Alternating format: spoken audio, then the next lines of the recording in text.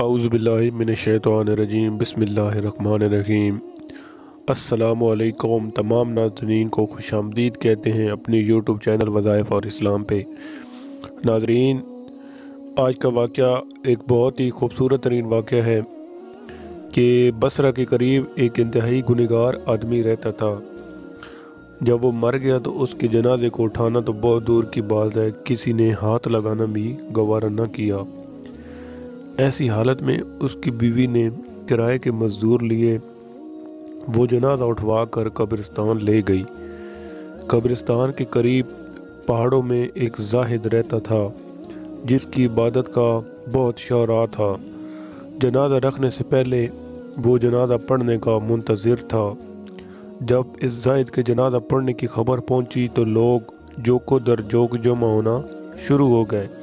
انہوں نے اس زاہد کی ابتدا میں نماز جنازہ پڑھی۔ لوگوں کو زاہد کے اس فعل پر سخت حیرانی ہوئی۔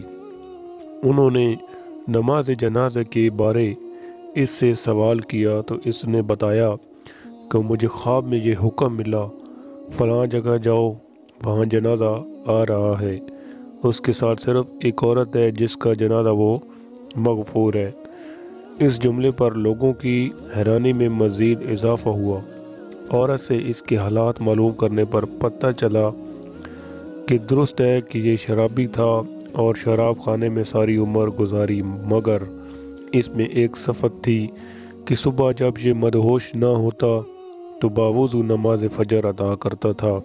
دوسرا، اس کے گھر میں یتیم بچے رہتے تھے جن سے اپنے بچوں جیسا سلوک کرتا تھا۔ تیسرا، رات کو جب ہوش آتا تو خوب رو کر اللہ کے حضور التجا کرتا، یا اللہ مجھے خبیث سے جہنم کے کون سے کونے کو پر کرے گا۔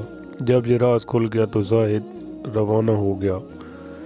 مصنف ہیں حضرت امام غزالی رحمۃ اللہ علیہ۔